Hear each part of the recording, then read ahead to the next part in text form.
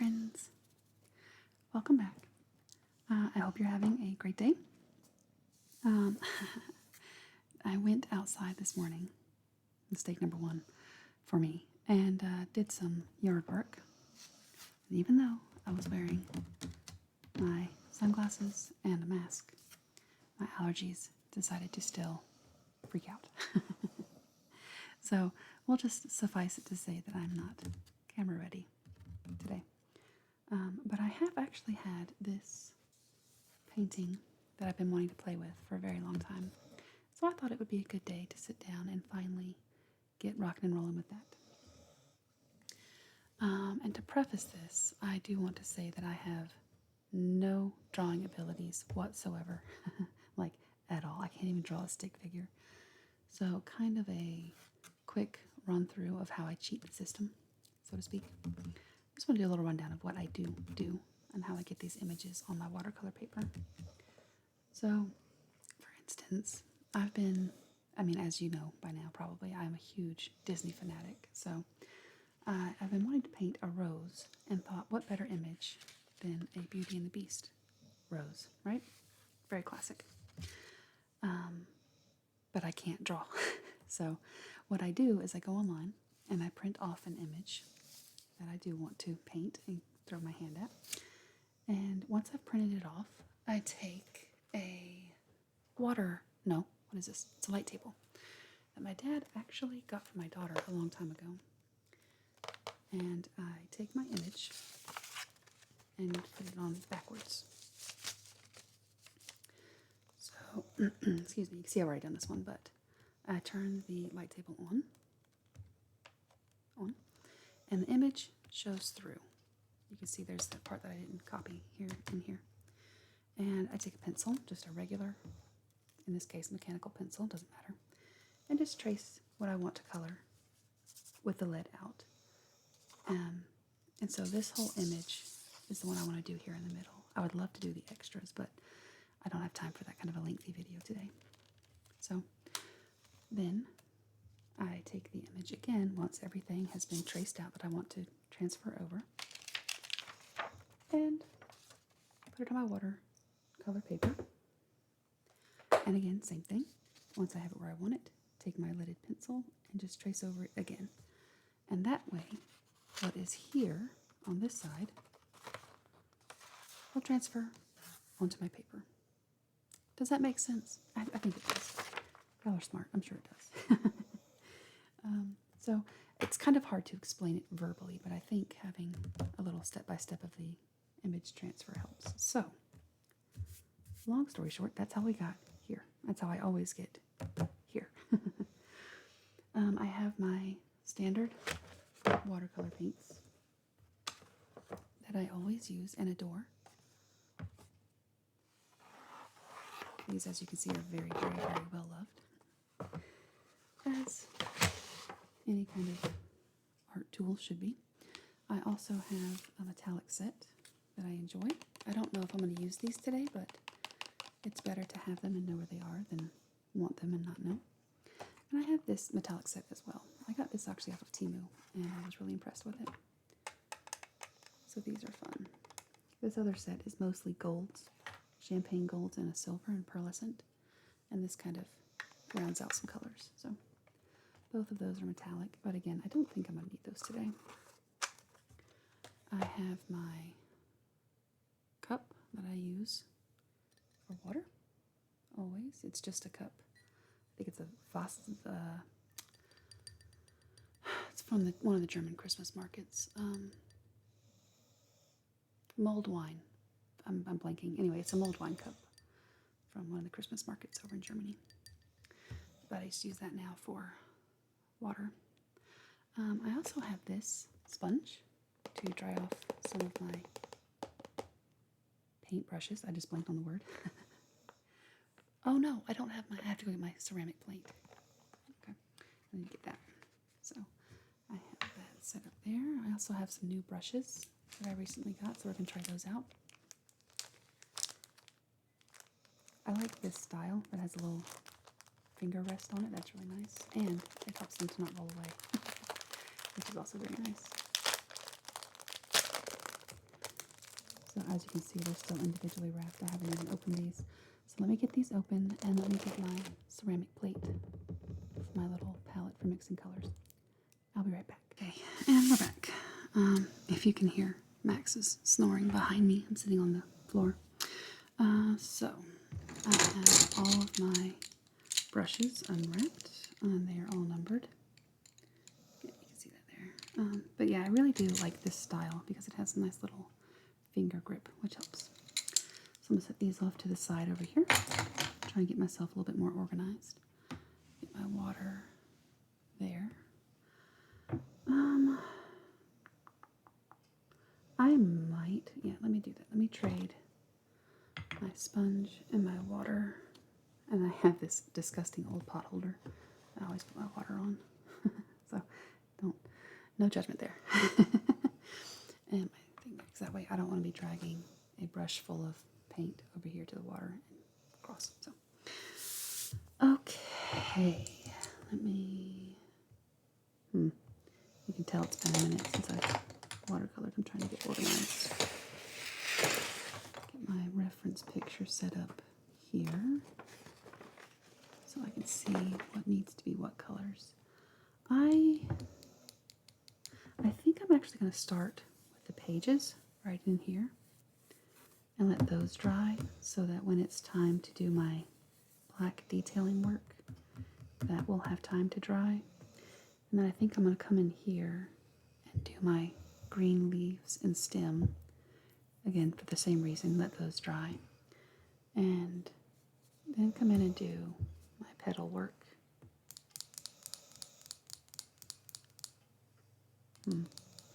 I'm thinking though, maybe I want to start with the blue and give that the most time to dry.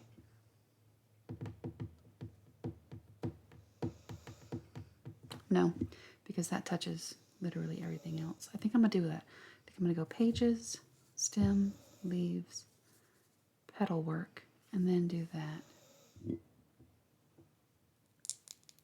And then come back later. I might have to wait for this to dry for a couple of hours and then come back later, restart this, not restart the video, but continue, pick up, and then do my black, because if there is any moisture left anywhere in here, that black is going to bleed and make a gigantic mess. So that's our plan of attack. That's what we'll do. We'll start here, work our way up, do the blue, and then come back tonight and do my black detail work to really bring it all together. That sounds like a plan. Okay, so now that we have that sorted out, I think I'm going to start by getting my white paint. It's number 10 if you're using the same set. And I think I'm going to go in because this book has aged quite a bit, so the pages are the slightest bit browned and yellowed. So I think I'm going to go in with this mustard yellow, number 44, just a little bit to age the white up. I'm still not super comfortable with this setup because, as you can see, I'm having to drag my loaded brush over to my palette here. But the joy of watercolor is you can usually fix any mistake. Almost. And goodness knows I make a lot of them.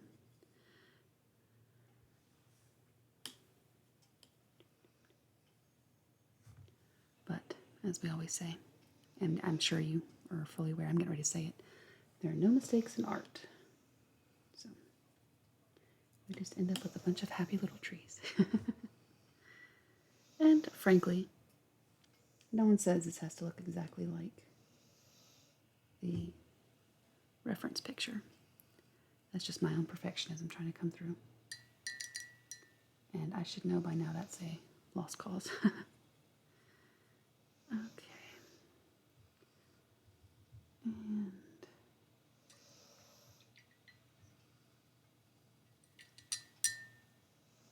get just a little bit of this mustard yellow. Yep, that's the color I was looking for.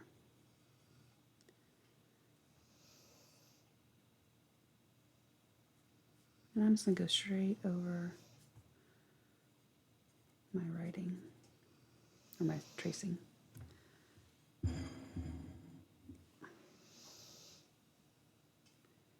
I will say, even if these pages were stark white in the reference picture, I still would add a little bit of color to it, because if you don't, it's not going to be able to easily differentiate from your starting color. So you always want to, in my opinion, whatever that's worth, don't leave even the white of a reference picture white. Unless, you know, I don't know, maybe you have a reason to, but I always try to give everything, even if it's white in the reference picture, I try to turn it into like a gray or something like that. Like a very, very, very, very light gray.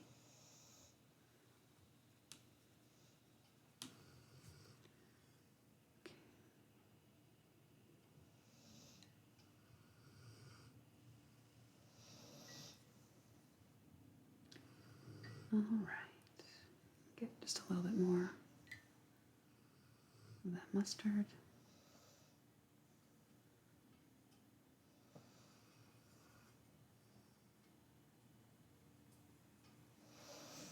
And I go back in and just do like little splotches, because it's not a flat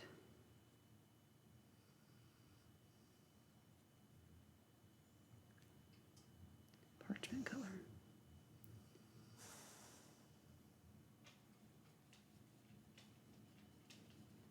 Do a little bit of shading here in the middle.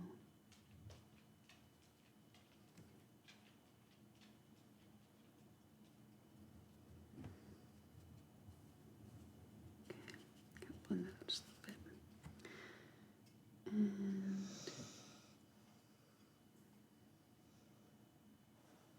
now this outer line right here is going to be the cover of the book. So I'm not going to paint that in the same color. Actually, if I wanted to do a little bit of metallic, doing these edge of the pages here in a metallic gold would be really pretty. But, oh well.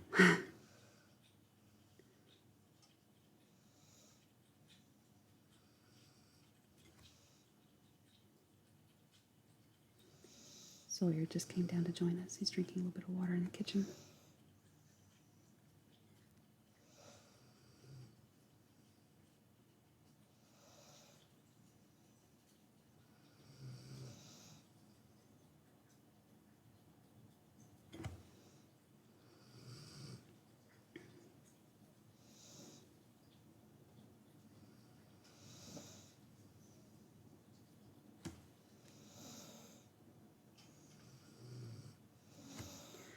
I have both Max and Houdini snoring behind me. So that's fun. Alright. That is exactly the color I was looking for.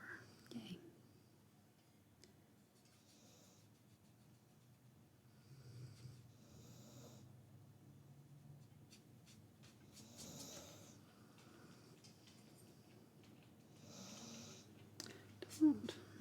On first impression of these brushes, I'm not sure how much I like them.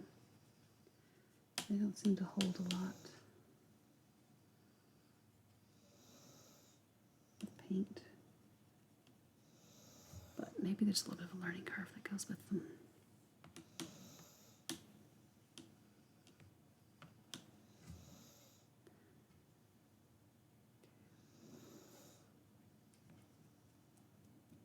Or maybe they hold too much and they don't release it. That could also be a problem.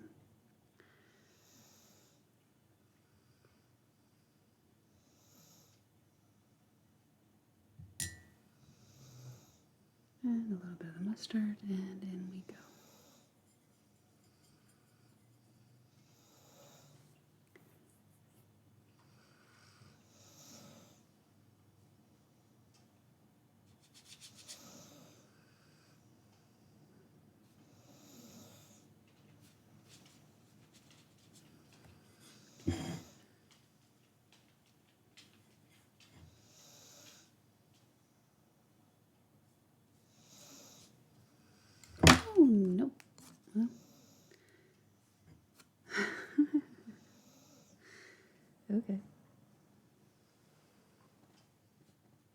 I don't know if I like these brushes.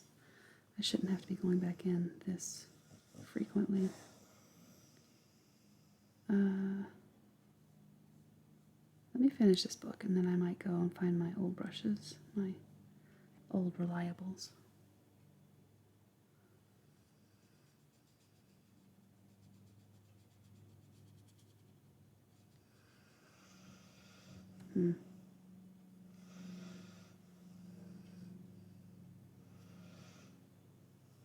And I understand that this is not necessarily the brush you want to use for large areas, so that could certainly be a big part of the issue as well. That this could be for more detail work and I'm trying to do a large area with it. So I'll give it the benefit of the doubt there, but my favorite brush is not too much thicker than this, and it would easily knock out this whole area.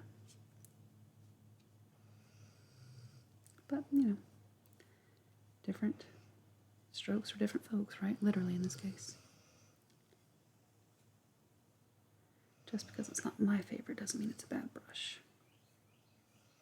Especially not if I'm not using it for its intended purposes.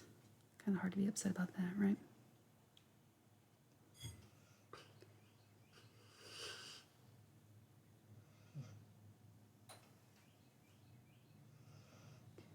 And same thing, this extra line right here is for the book cover. I'm going to leave that blank.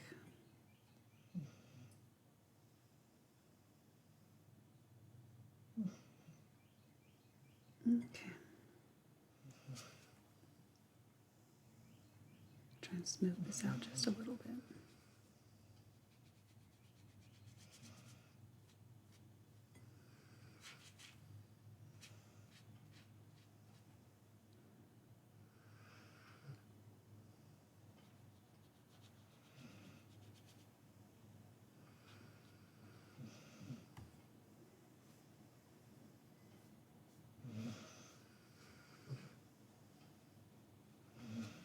Okay. Let me run and grab my other brush and I'll be right back. So I'm back with 3 of my other set. It's my favorite. Can you take a wild guess on which one I use most often? If you guessed this one, you'd be right. However, as you can see, the bristles are starting to flay out. So that's a problem if you're trying to do some delicate work and all of a sudden a bristle loaded with paint goes off into one of the other areas. So I think, although I love this one, it's time to retire it. And I'm going to start today with this one. Well, not start today, but go on to the rest of my painting. No, I want to do the blue with this one, but I'm going to do my green with, I think, this one. I think that other one might be a little bit too big. So what I'm going to start off with is kind of like a lime green for here, and then do some shading in with a deeper green.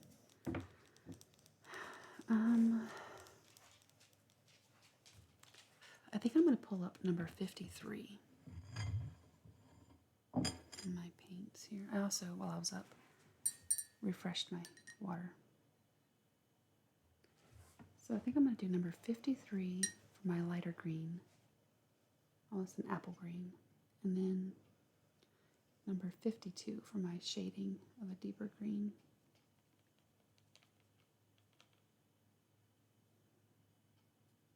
Yeah, that's pretty.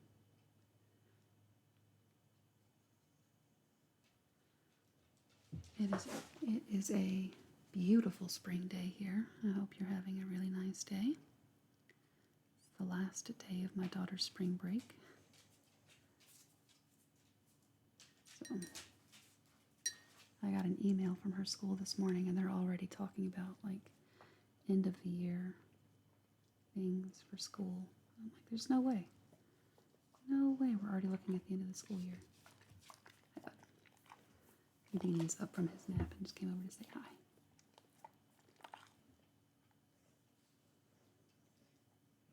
So, I mean, you can already see the difference here in the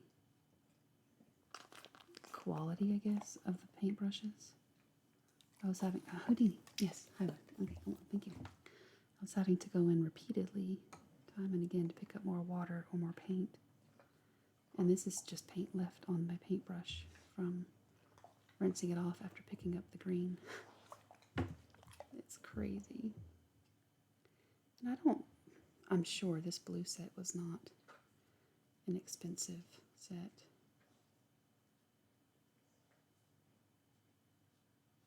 I probably just picked it up from Amazon.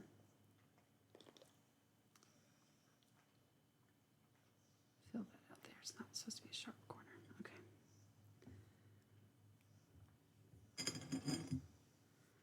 Kind of give you some room to work here. There we go. I mean, I've not had to dip this back into water or paint at all. There we go. Now we're starting to need some more.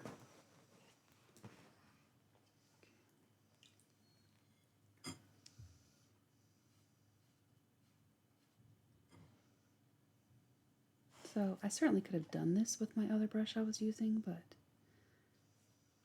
a good tool in your hand is a lot easier to work with and makes the project more enjoyable. So in my reference picture, this little section right here is filled in with blue. So I'm going to leave that to shade in with blue.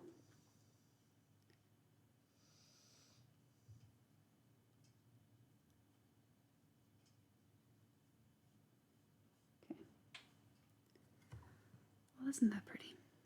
And I never even really had to, I did have to go back in once to reload my brush, but my goodness, that was much easier. Okay.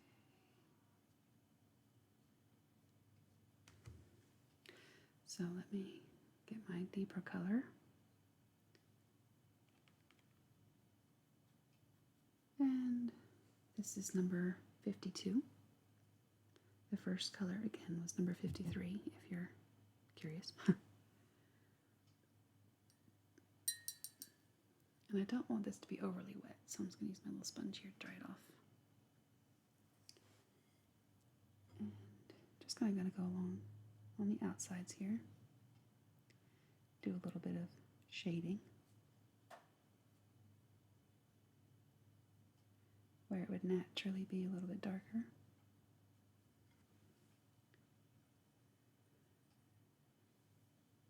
Clean my brush up a little bit and then blend it in.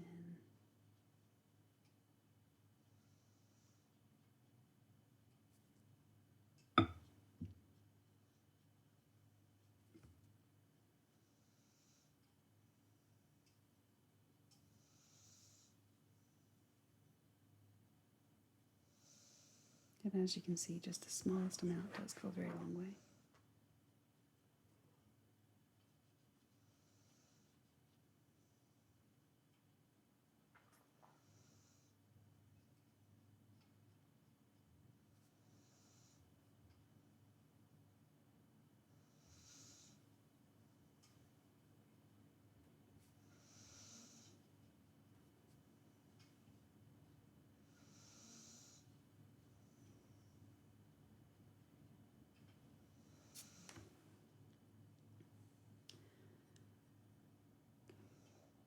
And I think I'm going to do a little bit more blending right here.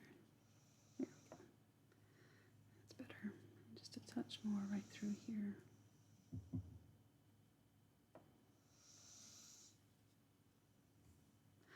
I'm not too worried about doing too much more blending because it is watercolor, so there we go. And that's that. So now comes the really fun part, the reds. This rose is like a deep crimson color. So I think I'm going to go with numbers 32 and 35.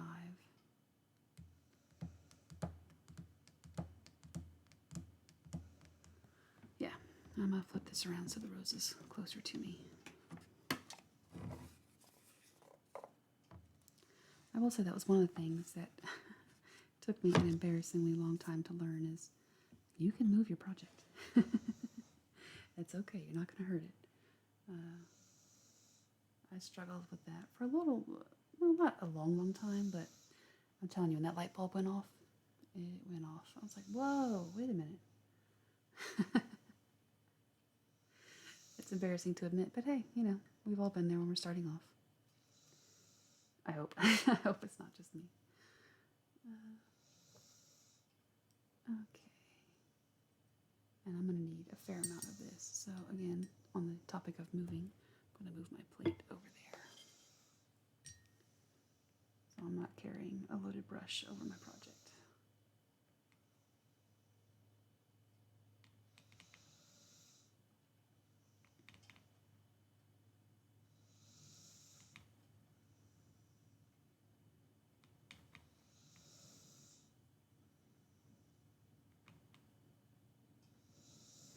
Okay, I just had somebody deliver something, so the dogs went nuts, but I have finished getting my paint here for right now, and I've pulled my reference picture closer to me so that I can kind of see better what I'm doing. So when I paint flowers, I do one petal at a time, so that way the paint doesn't bleed into one another and the petals all stand on their own, and it's not like they're painted all at the same time. They each have their own individual character, I guess, for lack of a better term. So nothing more to say about it than to just jump into it. So let's go. This is a beautiful red color.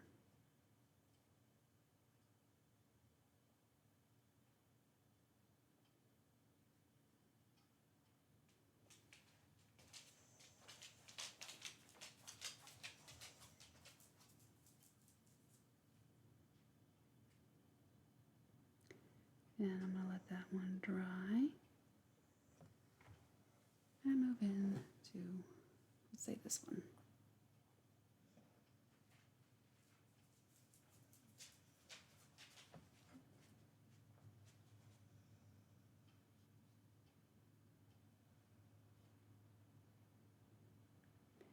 And again, you can definitely tell the difference in the quality of the brushes. Because this, I haven't even had to go back in and pick up any more paint. It's just what I had already on my brush. Bananas.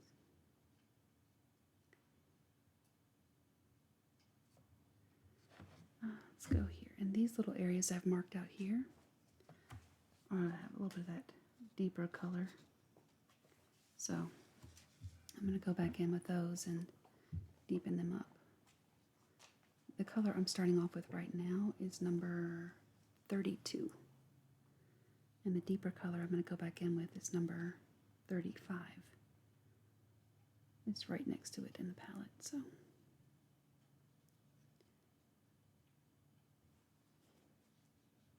hi, Houdini. Hi, buddy.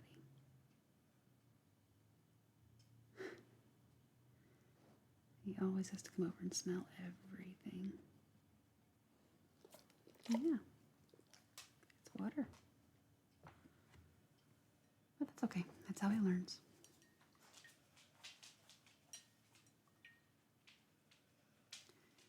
He went out with me the other day to get him some more food.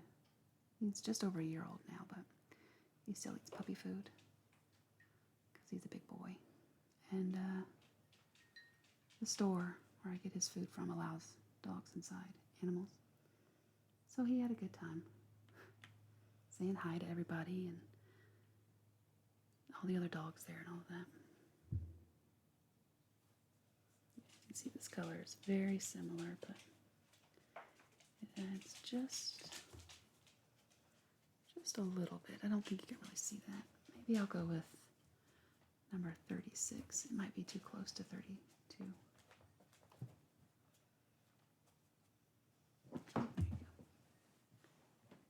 you go. Alright, let's see what that gives us. Yeah, that's what I'm looking for. Let's give it a little bit of depth. So I'm going to scratch number 35 and use number 32 for the bright red and number 36 for the shading.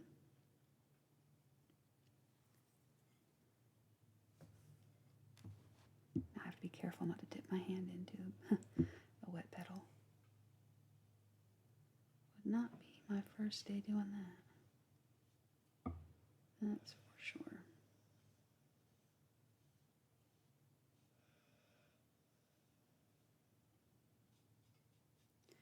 And honestly, this is going to look a little bit like a mess until I go back in and do the black outline detailing work.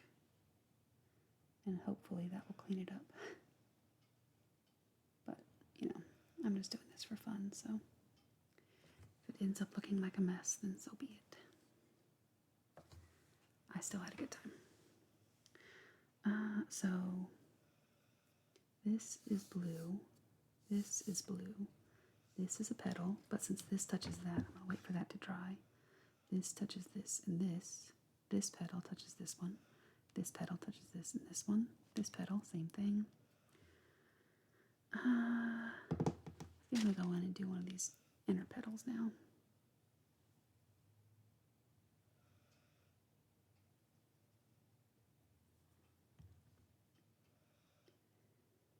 And then when this one's done, the petal next to my first petal should be dry enough for me to be able to go in right here and paint that one.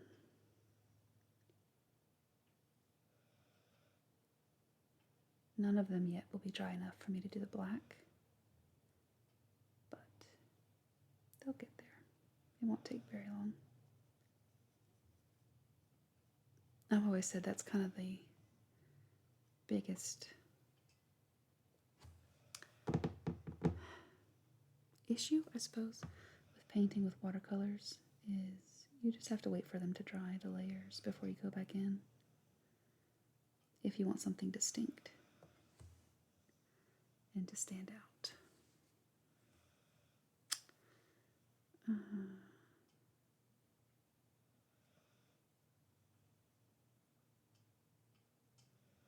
I think maybe we'll do this one now.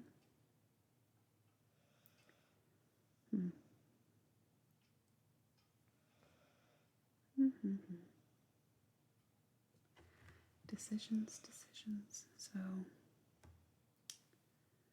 this petal corresponds with this petal, I do believe. I don't know if you can see that, but okay.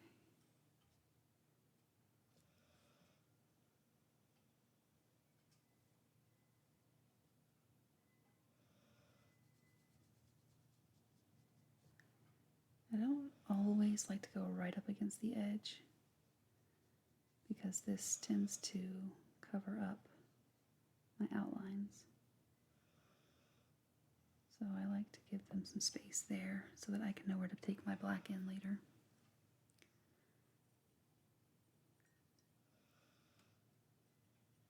This is really such a really beautiful image. I would love one day to take like a, that's not this one color. Oh, a stained glass window class. That'd be amazing. Or a stained glass class. I've also really always been interested in doing like a glass blowing class. That would be really cool. A long time ago, I went to Venezuela and was able to do a very little bit of glass blowing while I was there. That was a real treat. The whole trip was amazing, but it really stands out. Yeah. You see how the little bit of shading there just really adds a little bit of definition, a little bit of depth to the flower. It's not a lot, just a little kiss of color. I think I'm going to do this one now because this petal has dried. But as you can see, well, I don't know if you can, but I can. This one, where I went in right here, still has a lot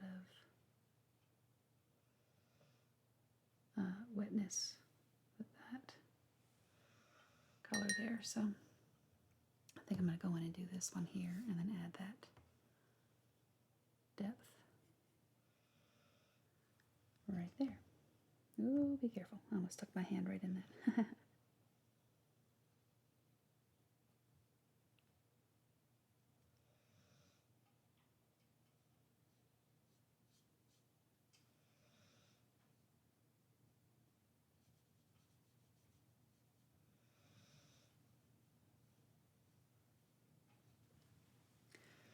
All right.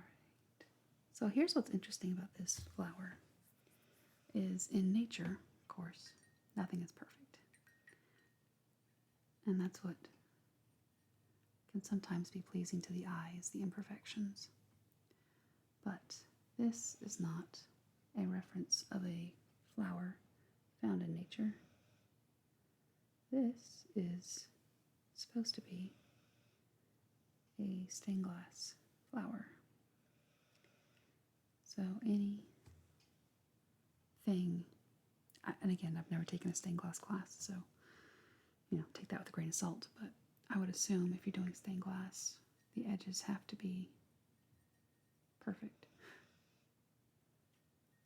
Can't really have a true frill or anything like that. You can have something that looks like one, imitates one, but it has to have, I don't know, a more technical edge to it, I guess. So since this petal here doesn't touch the extreme wetness of that, I think I'm going to go in and do that petal right here now.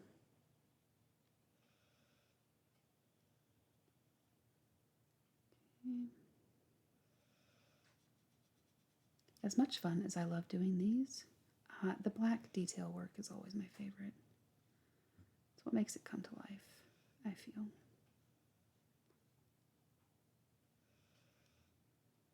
Okay, and I'm going to leave that as is. And you can see there's some issues, we'll say, imperfections, but when I go over it with black, that will clean all that up very nicely.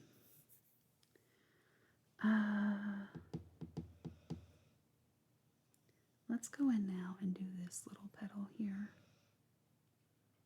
right there. And because it's an inside one, I'm going to make that be a little bit darker. Give it a little bit of shadowing. Just a little bit.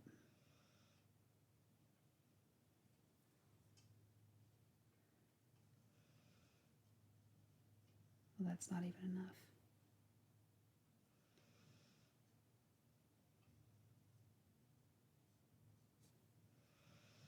Because I think naturally the inside petals are going to be a little bit darker than the outside ones.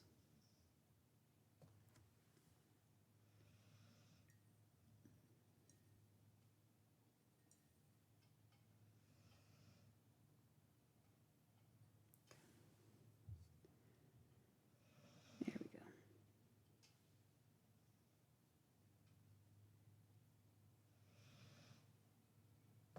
All right.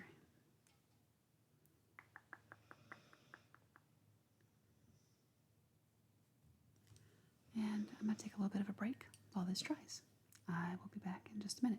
Probably get some fresh, oh, I don't know. Anyway, I'll be back in just a minute.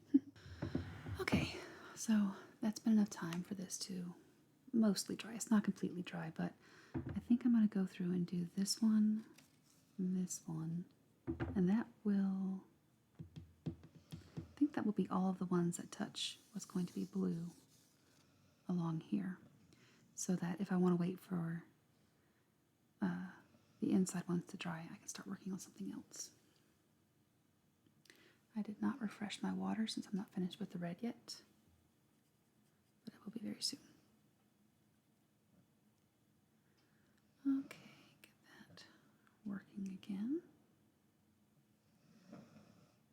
All right.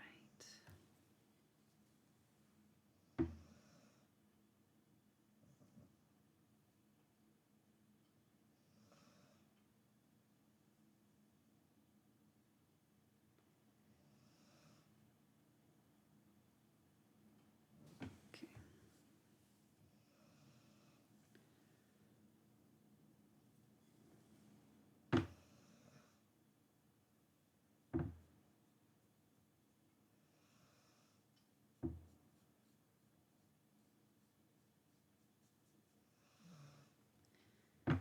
obviously you can get different strengths of color, different hues, even using the same color by adding less or more water to it.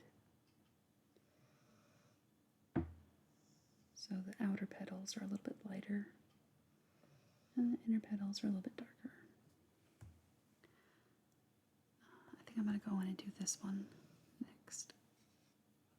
And then while I'm waiting for those to dry, I'll refresh my water and start in on the blue and then come back in and finish these last little ones up. We'll see how well that plan works out. Or how many happy mistakes will be made along the way. Okay.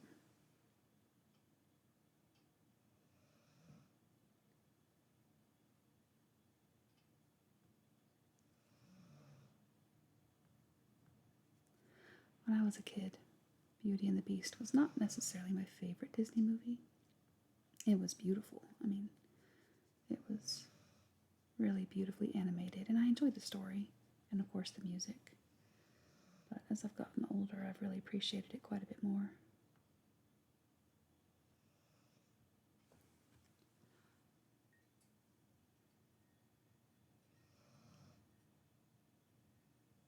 I remember when my daughter was little, she watched it with me, and she got very, very upset about Gaston's attitude towards women reading. She was not happy with his mindset.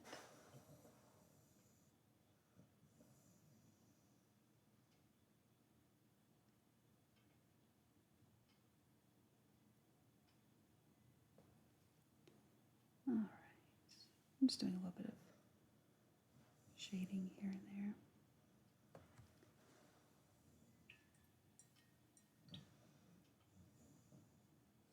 And a little bit of water to kind of blend that out just a touch.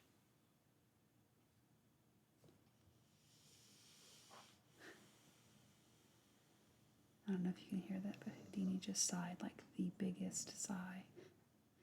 He's just over my shoulder on the couch, watching me. I feel a little bit judged now.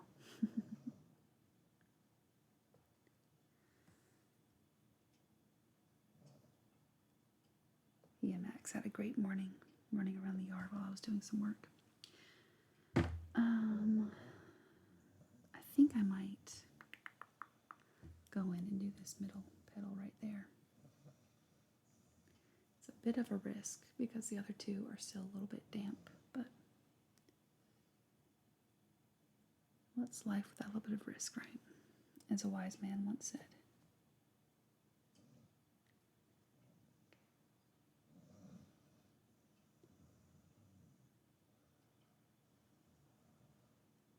All right. I'm going to leave that one to be a lighter shade, even though it's a middle petal, just for a little bit of interest. To stand out a little bit. All right, I'm going to go get some fresh water so we can get started on the blue, and then we'll come back to finish up the rose. And we shall return. So we have fresh water. So I think I'm going to start off with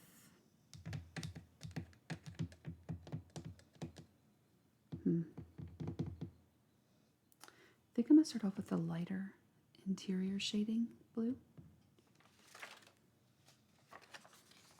Right here. And then go back and do the cobalt blue on the outside.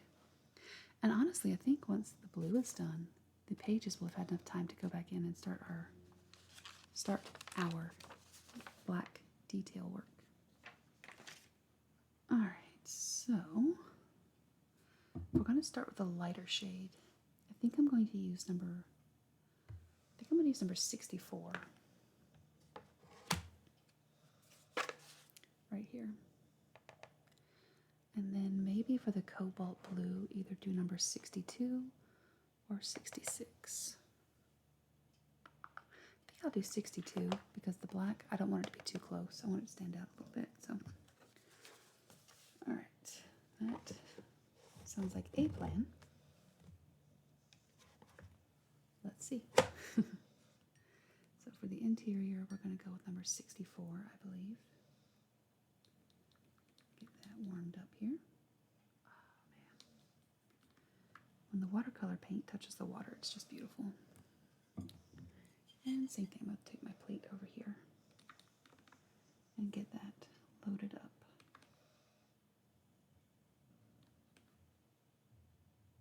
This color looks very intense, but I think maybe once it mixes with the water, it'll be sheared out to what I'm looking for. But right now it looks like this number 64 might actually be the perfect color for the outside instead of the middle. Let's see. Yeah, that's going to be the outside. So scratch that plan. And since I have it mixed up, let's go on and do the outside. So instead of working in the middle, we're going to work on the outer edge. That'll be fine. That'll give, well, this then sets up to dry. That'll give me time to go back in and work on that red. So this color, number 64, was going to be the interior, but now I've pulled it out and looked at it, it's going to be the exterior. I hope that makes sense. Okay. That's such a pretty color.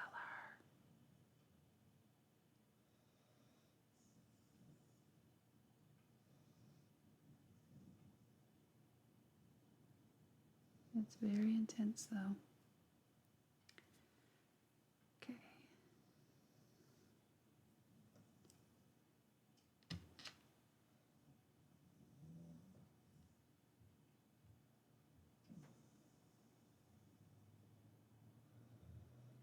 And the same thing, I'm going to do these segment by segment so that I don't lose where I need my black lines to go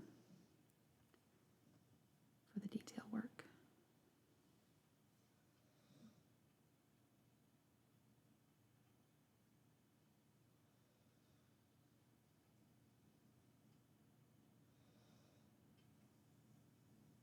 Hopefully.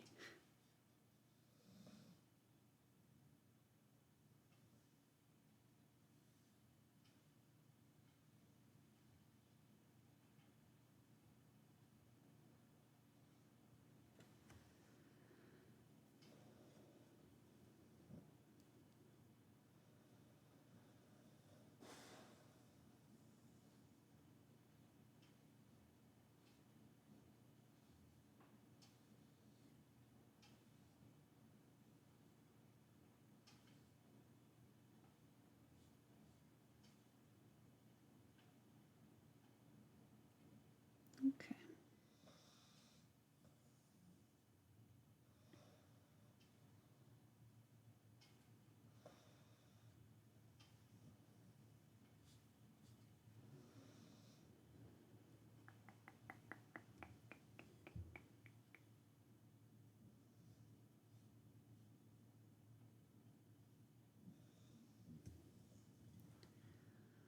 All right. I'm going to go back in now and do this one. And then maybe go do this one. Let's see how that works.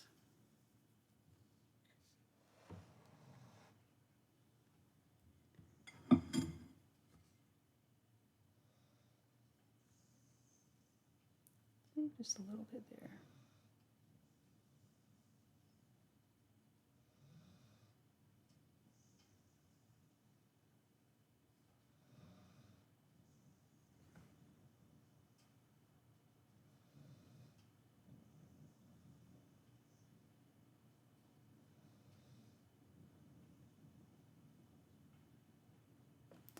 I think that will work, so that gives me just a little bit of a break for where the black needs to go.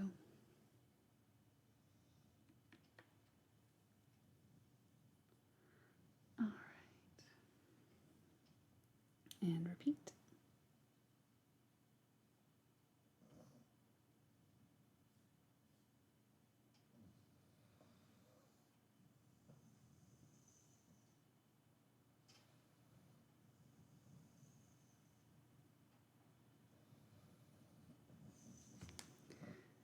And repeat.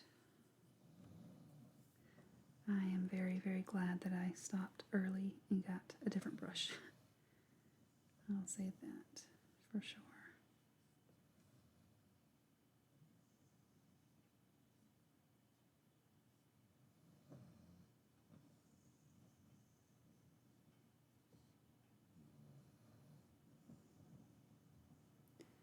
Makes all the difference.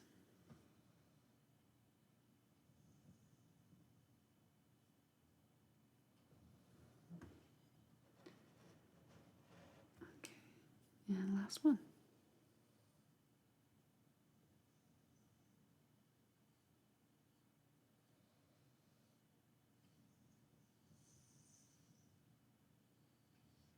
Yeah, I also really wanted to do the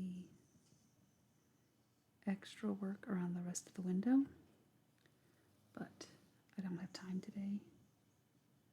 And I know this video is going to be long enough as it is. So that's unfortunate, but maybe I can do that later as a little side project.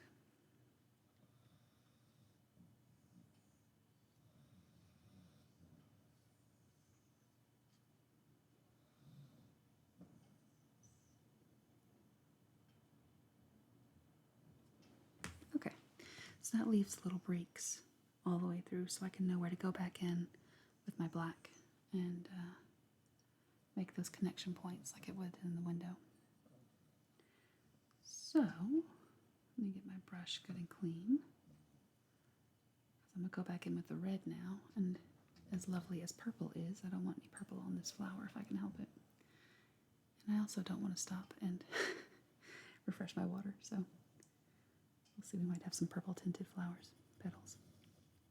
So I'm going to go back in now and do this one, and then this one, and then kind of peter them out as we go.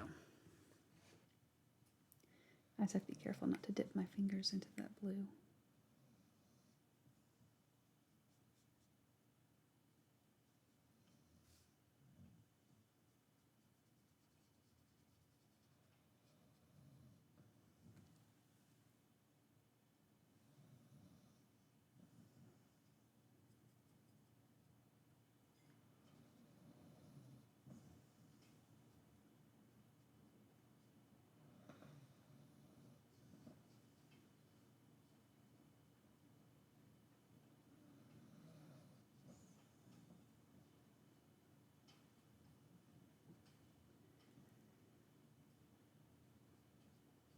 And again, I'm not worried about going edge to edge because this is all going to be outlined in black.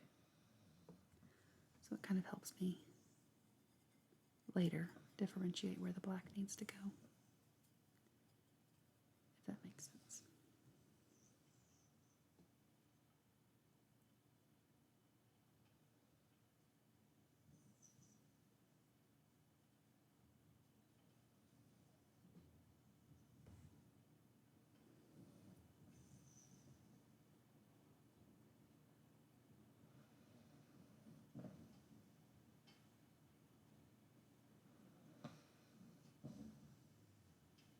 I think I've kind of lost where this petal is.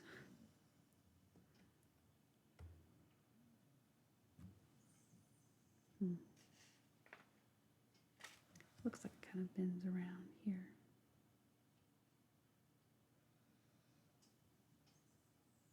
Okay.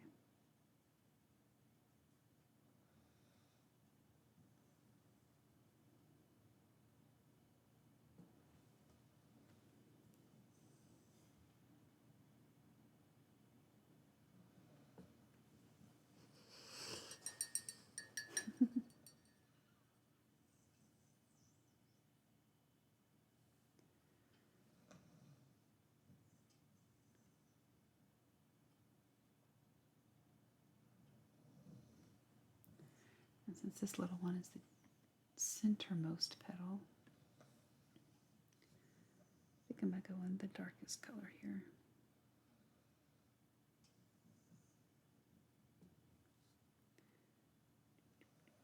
Okay.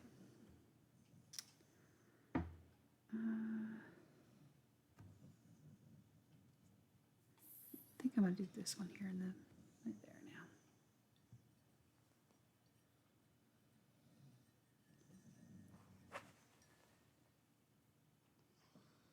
And then I'll wait for these to dry and be back with you in a little bit once this outer blue has dried. Oh, well, that's unfortunate.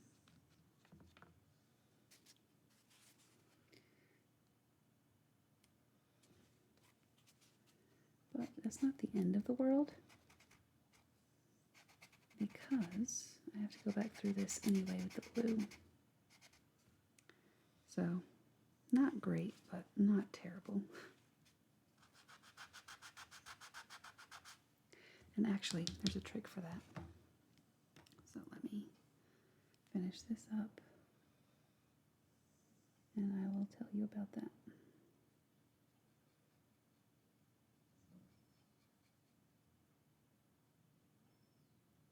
Okay.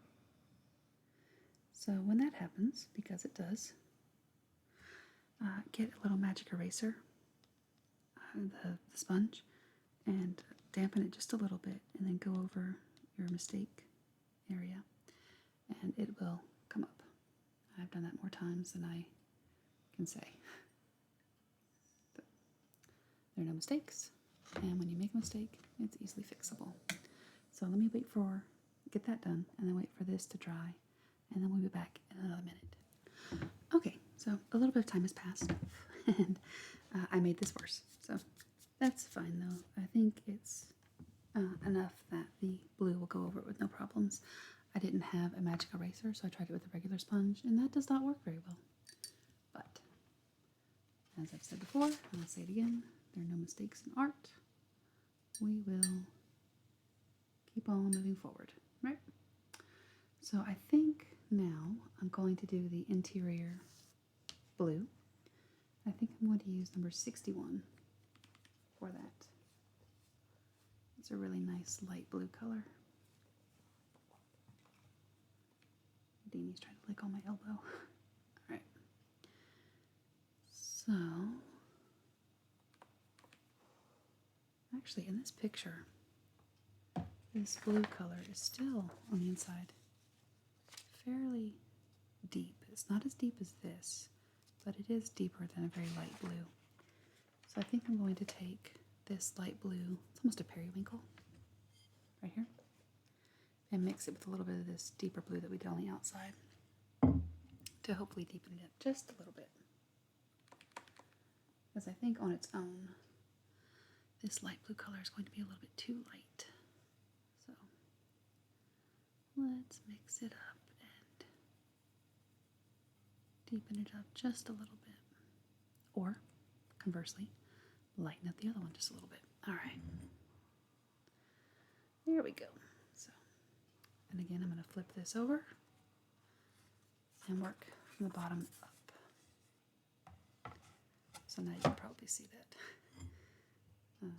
spot there at the top a little bit more, but that's okay. It's fixable. And if not, this is just between you and me, so we're all friends here, right? And the world has continued to spin. It's not that big of a deal.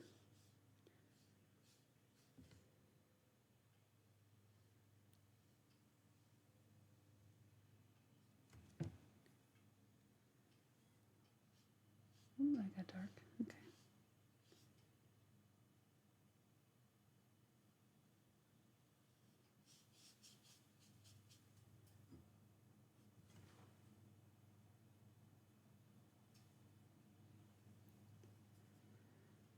Load that back up with some more color.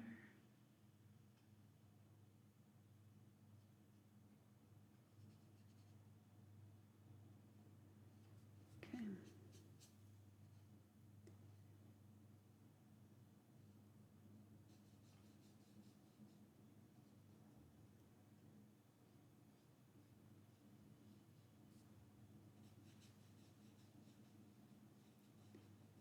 And there's that. And again, I'm not too terribly worried about butting up right up against that cobalt blue because I'm going to outline all that. down black.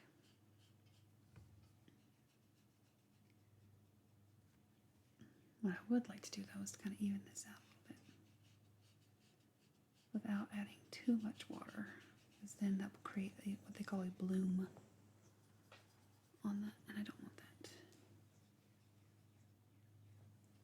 And same thing, I'm not worried about getting directly up against the flower stem because I'm going to outline that in black.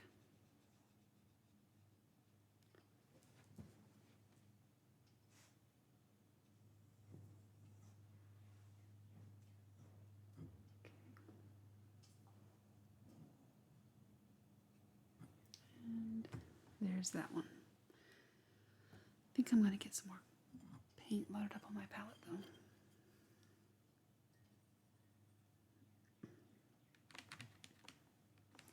And you know, if you're just getting started with watercolor or any kind of art really, you don't have to have the most expensive materials.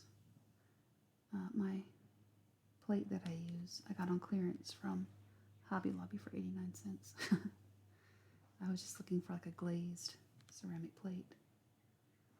And this thing has been with me for years. And when I'm done, I just rinse it off and then stick it in the dishwasher.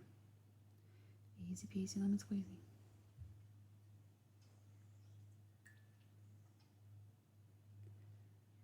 Alright, I'm going to deepen that up with a little bit of number 64.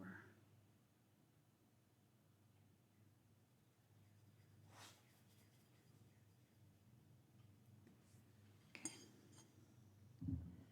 Then I'm going to go do this pane over here and leave that empty for right now.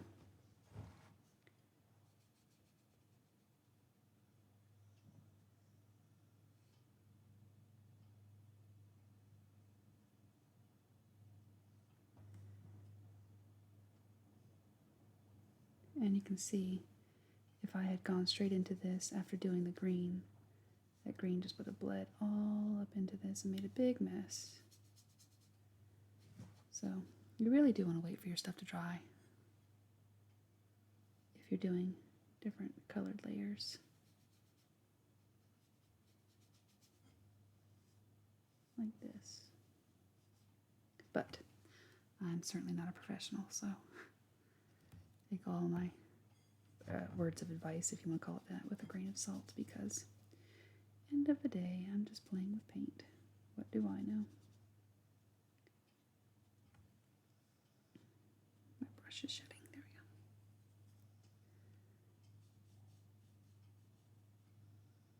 go. I've just found what works for me. If you play with it, you'll find what works for you, and it could be something very different than what I do, and that's fine.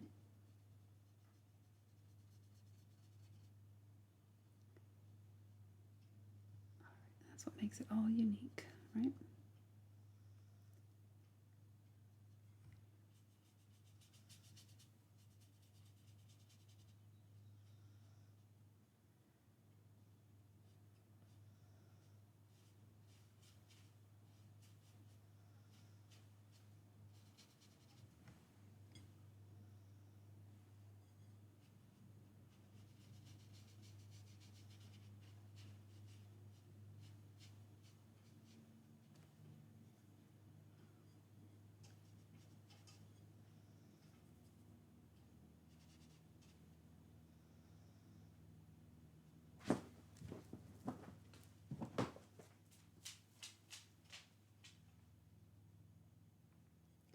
And again, you'll see that I'm leaving this line right here, not touching the dark blue.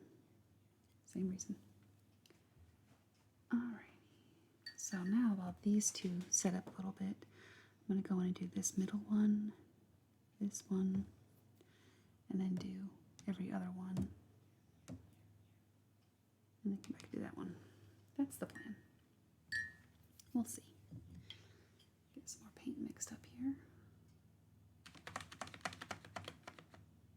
And again, I'm using numbers 64 for the majority of this color, and then just a touch of the 61, excuse me, for the majority of this color, and then a touch of the 64 to deepen it up.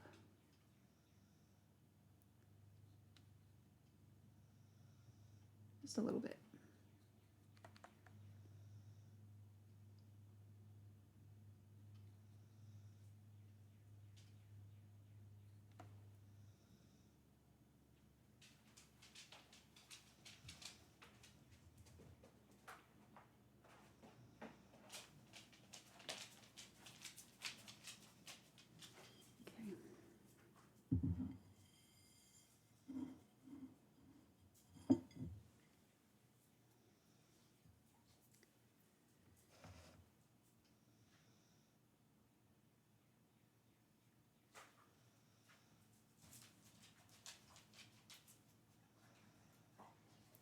This is round. Looks like it's quite a bit deeper than the first two, but that's fine.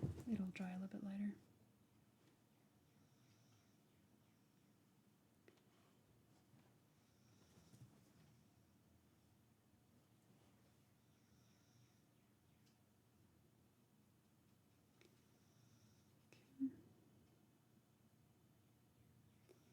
And again, this is going to be outlined in black, so I'm not too pressed about getting directly up against the edge of these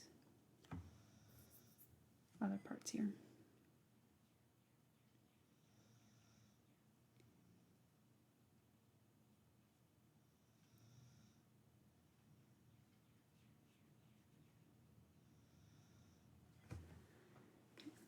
And I'm going to turn this around again. Sorry about it. And bring that closer to me.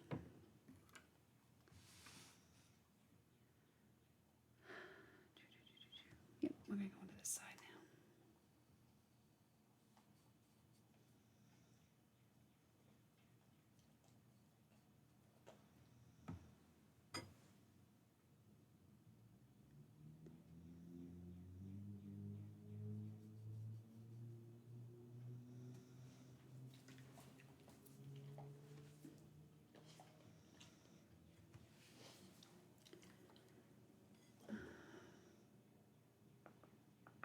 I think I'm going to try this one. Let's see what this happens here. If I can get away with that.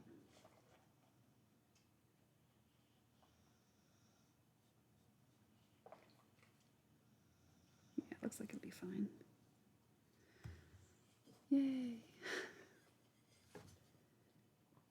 I mean, it wasn't going to be the end of the world if it didn't work out, but I'm glad it did.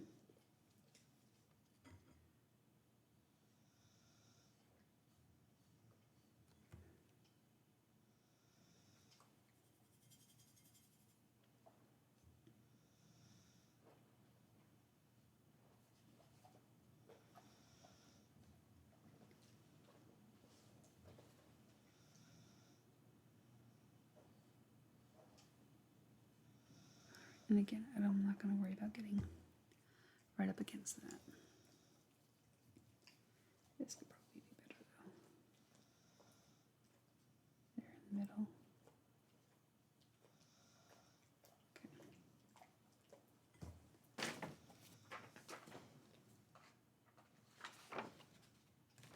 Alright, and then I think I'm going to go in and do this bottom part, and then boom, boom, boom, boom.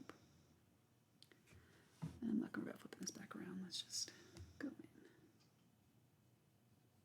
Famous last words, right? And I'm going to leave a little bit there on either side to tell me where that line is supposed to go.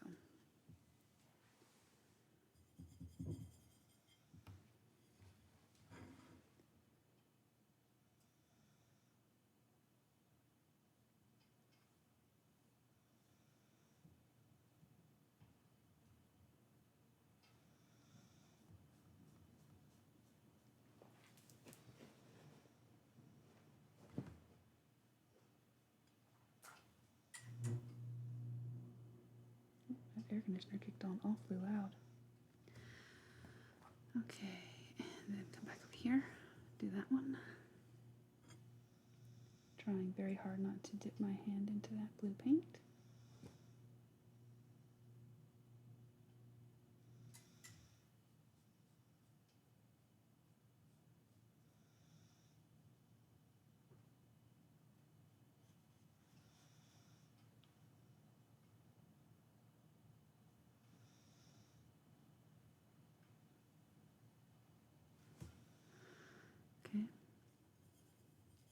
I'm leaving these lines a little bit thick because it is supposed to be a stained glass window, so that lining, the lead, I guess it's lead,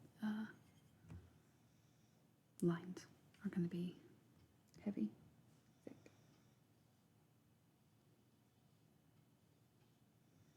It's not a delicate, light outlining. It's going to be a nice thick line there, so.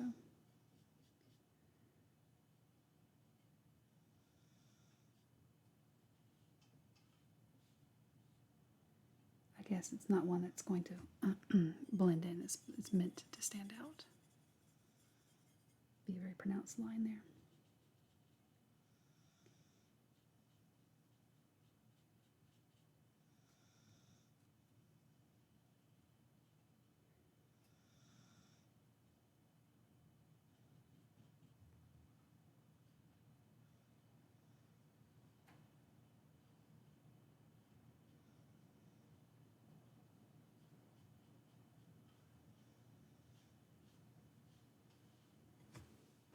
It's going to be so pretty.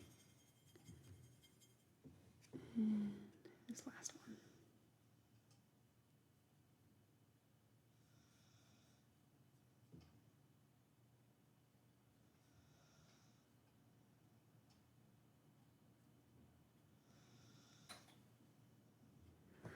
Okay. And now that that's finished, let's go finish up our rose petals. And we will then start the black detail work on the book.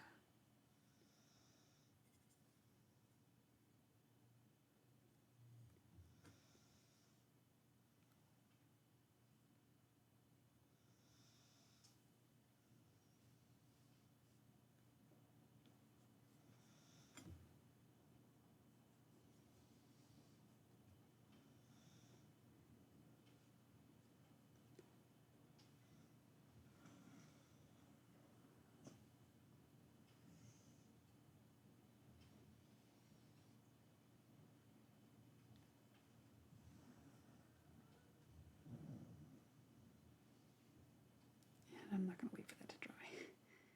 I'm impatient. All right. I'll just go over that in black.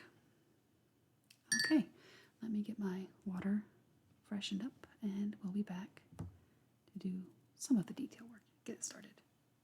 What do you think so far? I think it's coming along nicely. Yay. Okay, so what I'm going to do is do my black on the outline of the book,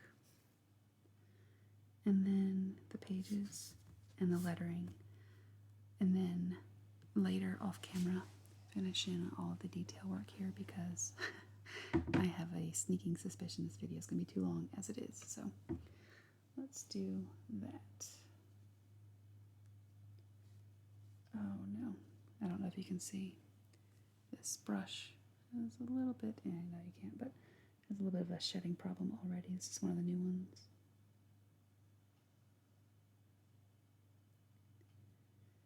That's unfortunate.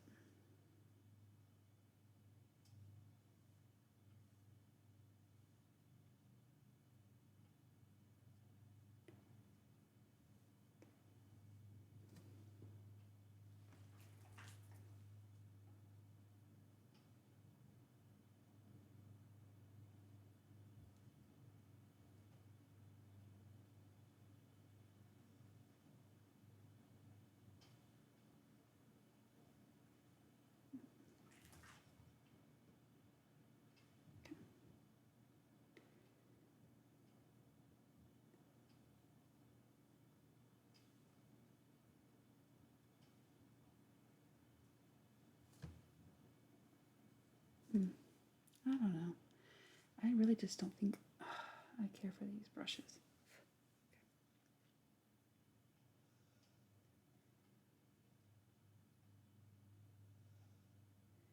It feels like my other brushes take me a lot farther with one dip, you know?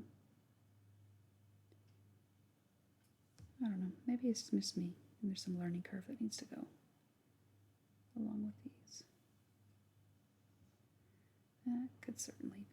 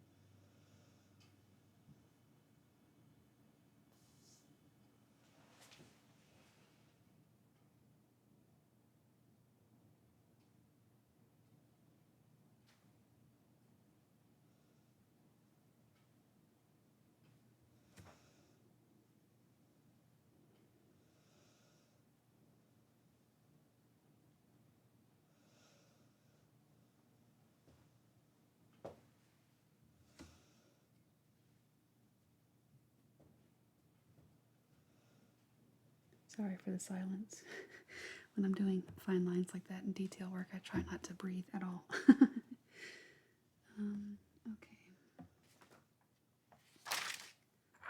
Let's get a finer detail brush, I think, to do the lettering.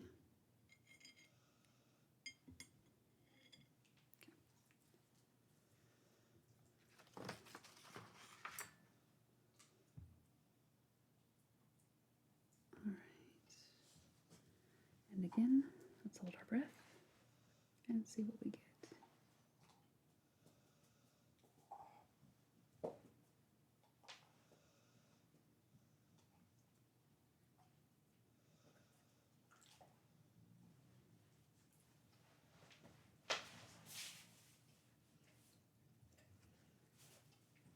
Sorry, Houdini's chewing on his toenails in the background.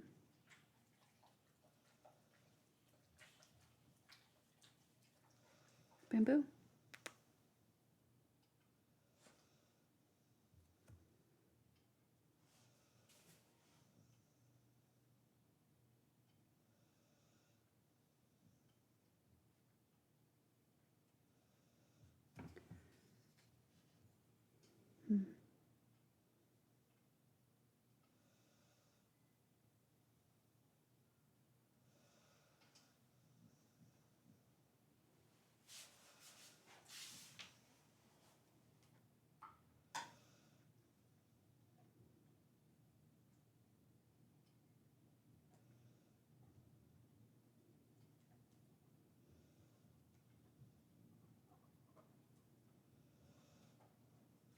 That looks better.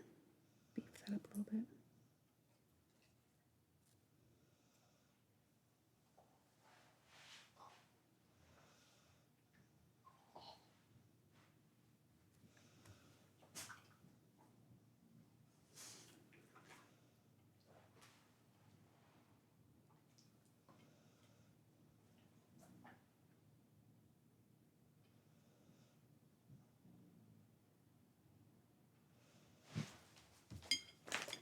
Alright, I'm going to switch back over to this first paintbrush to do this little lip. And then I think I will just work on this off camera because, like I said, this is going to be a very long, very long video. Okay.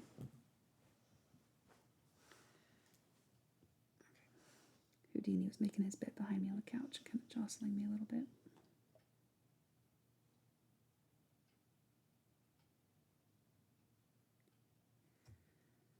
And let's go up the crease there.